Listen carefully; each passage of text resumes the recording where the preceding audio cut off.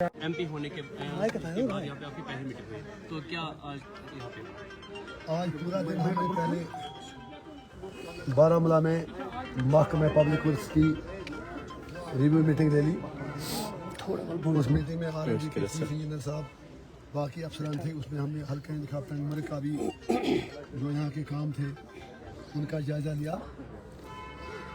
तो उसके बाद यहाँ पर हमने रिव्यू मीटिंग ले ली तंगमर में, और हम यहाँ के लोगों को यकीन दिलाना चाहते हैं कि बतौर अवामी नुमाइंदे के हम लोगों के मसाइल हर फोरम में ले जाएंगे और इंशाल्लाह उनका बाइज़्ज़त हल भी निकलवाएंगे। दुख मुझे आज इस बात का हुआ, गुलमर्ग जिसकी एक शान है, पहचान है, कश्मीर की शान है, एशिया की शान है, लेकिन इस SDM ऑफिस से सिर्फ 200 फुट के फासले पर 300 फुट मैक्सिमम काजीपुरा में एक कमरे में पिछले 6 साल से स्कूल चल रहा है। इस इलाके से डायरेक्टर एजुकेशन भी रहा है, कमिश्नर एजुकेशन भी रहा है, मिनिस्टर लोग रहे। अगर 50 बच्चे एक कमरे में पढ़े तो कौम का मुस्तकबिल कैसा होगा। एक तरफ महकमे जंगलात की गुंडागर्दी, दूसरी तरफ महकमे एजुकेशन की बेबसी और बेहसी। और मैंने अभी भी किसी और चैनल से भी बात करते हुए कहा, आपसे भी कहूँगा, आज मुझे अमित शाह जी से कुछ कहना है, जो हमारे इज्जतमाब वज़ीर दाखिला है। अच्छी बात है, वो कहते हैं कि हम कश्मीर के बच्चों के हाथों में लैपटॉप दे रहे हैं, पत्थर नहीं। लेकिन क्या वो काजीपुरा आएंगे, वो देखेंगे कि पिछले 5.5 साल उनकी सरकार रही, काजीपुरा में 50 बच्चे 6 क्लास एक कमरे में कैसे पढ़ते।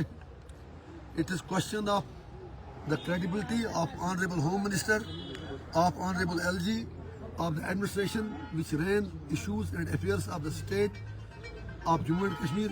आज उन पर यह सवाल है कि वो ये बता दें कि काजीपुरा में 6 साल से गरीबों के बच्चे एक कमरे में क्यों पढ़ते हैं, और उसी गुलमर्ग में जहाँ पर पूरे दुनिया के टूरिस्ट आते हैं, और गुलमर्ग हमारी शान है, लोगों को पता नहीं कि उसी गुलमर्ग में एक जगह ऐसी भी है कि जहां महकमा जंगलात 6 साल से स्कूल बिल्डिंग बनाने नहीं दे रहा है। और उससे इम्पॉर्टेंट बात मैं पूछना चाहता हूं, अगर स्कूल बिल्डिंग के लिए परमिशन नहीं है तो गुलमर्ग में इतने 5 स्टार होटल ये कहां से बन रहे हैं। ये अफसोस की बात है। हम नहीं चाहते हैं कि हम चाहते हैं कि होटल भी बने, बिल्कुल में चाहे आप शराब की दुकानों के लिए लाइसेंस देते हैं, होटल बनाते हैं, सब कुछ करते हैं, लेकिन गरीब के बच्चे के लिए 2 गज ज़मीन स्कूल के लिए नहीं मिल रही। मैं कुछ टाइम वेट करूंगा।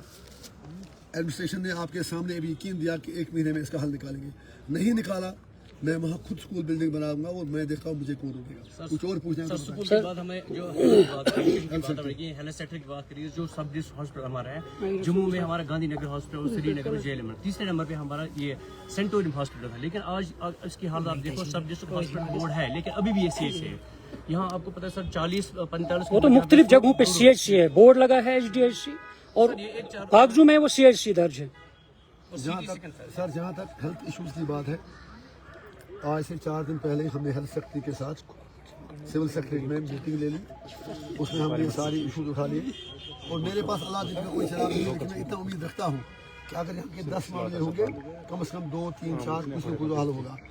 मैं जितना मुझसे हो सकेगा मैं लोगों की ज़बान बनकर एडमिनिस्ट्रेशन का दरवाज़ा खटखटाऊँगा, और लोगों का जो हक है वो उन्हें दिलाएंगे। और गुलमर्ग अस्पताल की जब बात करें, अभी जैसे कोई एक मुअज़्ज़िज़ शहरी यहाँ के कह रहे थे, बहुत सही बात उन्होंने की।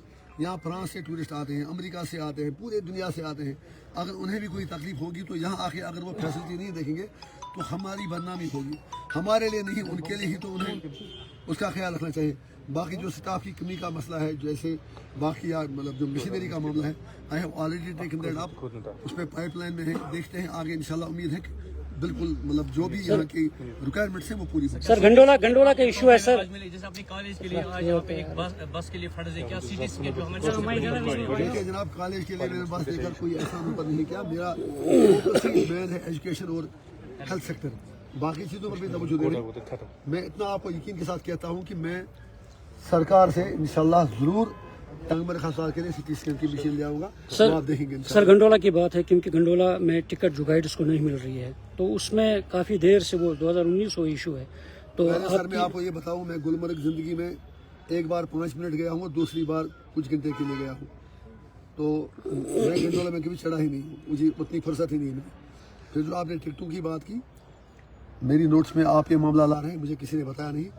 टूरिज्म के जो नहीं, जो सयाहों के साथ गाइड जो आ रहे हैं ना, उनको बंद कर दिया गया है। जो आपने, मैं वही कह रहा हूँ, जो आपने मामला मेरी नोट्स में लाया, मैं उनसे रिक्वेस्ट करूंगा जो इसमें कंसर्न फैक्टरीज हैं, मैं उनके लिए 24 घंटा अवेलेबल हूँ, वो मुझे थोड़ा डिटेल में लिख के दे दें ताकि मैं अप्रोप्रिएट फोरम पर ले जाके उसका रिडर्सल करूँ। दूसरा इशू वहाँ पे है कि अंदर गाड़ियाँ जाती है, इससे पहले वो अलो नहीं थी, अब वो अंदर दायरे में पोल्यूशन बढ़ रहा है। क्योंकि वो तो हमने अभी भी बात की और उसमें भी 15 दिन का टाइम हमसे मांगा गया है, इंशाल्लाह उसका भी हल होगा। उससे मजदूरों का जो यहाँ के लोकल पोर्टर्स हैं, जो घोड़े वाले हैं, बाकी लोग हैं, उनका रोजगार भी उससे जुड़ा है। आपकी बात बिल्कुल 100% वाजिब है और मैंने कमिश्नर सेक्रेटरी टूरिज्म से, डायरेक्टर साहब से भी ऑलरेडी बात की है, आज जो उनके सीईओ है उनसे भी बात की। मैं उम्मीद है कि 15 दिन में उसका हल निकल आएगा। हल निकल नहीं आता है फिर दूसरा मरहला हमारा होगा, उसका आप वेट कीजिए। सर अब सियासी सवाल पे आएंगे। सर उमर अब्दुल्ला ने ट्वीट किया है, अब बताइए। अब हटके उमर अब्दुल्ला ने आप ट्वीट किया है, कल आपने भी कहा था कि उन्होंने कहा कि जो आर्टिकल 370 है वो लेजिस्लेचर का दायरेकार है और स्टेट हुड जो है रियासती हुकूमत का दायरेकार है, और इसलिए पहले नंबर पर स्टेट हुड का ही उन्होंने रेजोल्यूशन पास अगर किया। आप उमर साहब का ही एक वीडियो देखें, उन्होंने कहा कि स्टेट हुड मेरा इशू ही नहीं है। मैं आज ही वो वीडियो देख रहा था। उमर साहब जो अच्छा करेंगे हम उनके साथ हैं। हमारा ईगो, हमारी सियासत, हमारे मतलब जो पर्सनल इश्यूज हैं वो बहुत छोटे हैं और जम्मू कश्मीर के लोगों के मसाइल बहुत बड़े हैं। जहाँ 1 लाख लोग मरे हूँ, मैं इस वक्त ये डिस्कस में नहीं हूँ कि क्यों मरे, कैसे मरे, 89 से आज तक। जहाँ लोग कुछ रोंडे निकले थे और वो है ना मुहावरा, गए थे रोजे नमाजें बख्शवाने, गले में पड़ गए रोजे। वही हाल जम्मू कश्मीर के लोगों के साथ हुआ। 370 भी खत्म, 35A भी खत्म, स्टेट हुड भी खत्म। उमर साहब से इसीलिए हमने रिक्वेस्ट की थी कि अगर वो थोड़ा सब्र करते हैं, स्टेट हुड तो मोदी जी को देना ही देना था, उसने खुद कमिटमेंट की थी। अब बहरहाल उनकी अपनी मर्जी है, हम उनसे सिर्फ इतना कहना चाहते हैं 370 और 35A बयानबाजी से नहीं आएगा। या तो आपको मोदी जी से दोस्ती करके लेना है या दुश्मनी करके लेना है, या सियासी तारीख चलानी है या किसी और तरीके से लेना है। लेकिन जो लग रहा है, जो उनका अपना बयान, आज फारूक साहब ने भी कल खुद कहा कि हमारे लिए 370 प्रायोरिटी नहीं है। अब बदकिस्मती है, उमर साहब का मुझे रेस्पेक्ट है, लेकिन उनकी खानदानी आदत है शाम को एक बात करना, सुबह दूसरी बात करना। वो आदत से मजबूर है। कभी एक बात, वो उमर साहब का ये कहना था ये म्यूनसिपलिटी है, मुझे इलेक्शन नहीं लड़ना है, फिर 2 जगह से लड़े, फिर उन्होंने कहा कि मुझे चीफ मिनिस्टर नहीं बनना है, फिर बन गए, हमारी मुबारक उनको है। मैं मोदी जी से भी कहूँगा कि आप उमर साहब का भरपूर सपोर्ट दें। ये रियासत तबाही के दाहने पर पहुँच चुकी है और स्टेट हुड छोटी बात है, 35 से 370 भी देना पड़ेगा और साथ साथ जम्मू कश्मीर के मसले का एक permanent, peaceful, dignified, honourable resolution देना पड़ेगा, जिससे सारे स्टेक होल्डर्स मुतमईन हो जाएं। उमर साहब से यही कहूँगा, ज़माना बहुत आगे जा चुका है।